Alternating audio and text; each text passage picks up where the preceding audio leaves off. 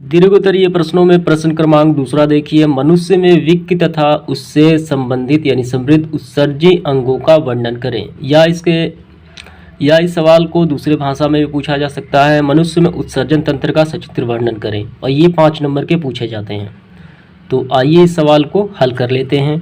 मालूम होगा कि उत्सर्जी पदार्थ और उत्सर्जन क्या होता है। मनुष्य में मानव शरीर में कुछ वेस्ट प्रोडक्ट बनते हैं। अमोनिया बनता है, कार्बन डाइऑक्साइड बनता है। इसको मूत्र द्वारा कार्बन डाइऑक्साइड हम श्वास द्वारा बाहर निकालते हैं। ये उत्सर्जी पदार्थ कहे जाते हैं और जिन अंगों से ये बाहर निकाले जाते हैं उत्सर्जी अंग कहे जाते हैं और टोटल प्रक्रिया कही जाती है उत्सर्जन तंत्र। तो आंसर इस प्रकार करना है आपको उत्सर्जन तंत्र की। मनुष्य में विक सबसे महत्वपूर्ण उत्सर्जी अंग है। विक मतलब होता है किडनी, ठीक है। विक से संबंधित यानी समृद्ध अन्य रचनाएं जो उत्सर्जन में भाग लेती हैं निम्नलिखित है। पहला है मूत्रवाहिनी, मूत्राशय तथा मूत्रमार्ग। तो अतः निर्मित उत्सर्जन तंत्र इस प्रकार हो जाते हैं। पहला विक, मूत्रवाहिनी, मूत्राशय और मूत्रमार्ग।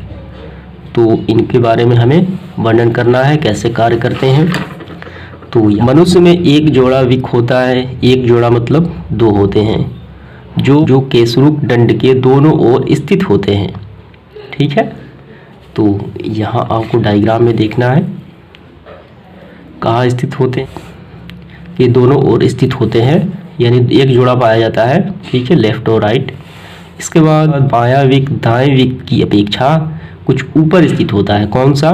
बायां विक। यानी इस तरीके से देखा जाए तो ये वाला इससे थोड़ा सा ऊपर उठता, ये वाला इससे थोड़ा सा ऊपर उठा होता है। इसकी रचना होती है।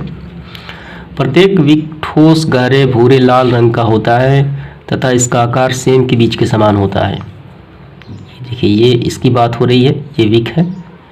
इसकी रचना कैसी होती है? सेम के बीज के आकार की, लेकिन इससे बड़ा होता है। शेप में बस वही है लेकिन सेम के बीज इतना छोटा नहीं होता, काफ़ी बड़ा होता है। यह करीब 10 सेंटीमीटर लंबा, 5 से 6 सेंटीमीटर चौड़ा तथा 2.5 यानी 2.5 से 4 सेंटीमीटर मोटा होता है।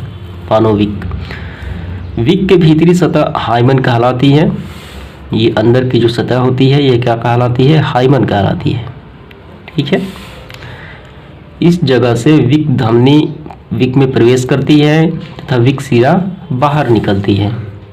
तो ये रहा, यहाँ देखिए ये कौन सा है? ये सिरा है, बाहर निकलती है और ये धमनी प्रवेश करती है। इसके बाद प्रत्येक विक से एक मूत्रवाहिनी जुड़ी रहती है। मूत्रवाहिनी का शीर्ष भाग जो मूत्र से बाहर निकलता है, मूत्रवाहिनी का शीर्ष भाग जो विक से बाहर निकलता है थोड़ा ज़्यादा मोटा होता है। तो ये थोड़ा सा यहाँ पे मोटा होता है और ये दोनों में जुड़ी होती है क्या? मूत्रवाहिनी।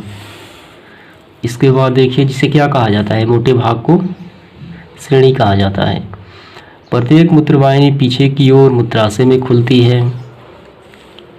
ये रहा, यहाँ पे खुलती है मूत्राशय में। मूत्राशय नाशपाती के आकार की पतली एक थैली समान रचना है। मूत्राशय के पिछले भाग में एक नली जिसे मूत्रमार्ग कहते हैं निकलती है। मूत्रमार्ग मूत्राशय के द्वारा शरीर से बाहर खुलता है। मूत्रवाहिनी के मुख पर मूत्रमार्ग के त्रिकोण क्षेत्र को क्या कहा जाता है? मूत्राशय या ट्राइकोन का मानव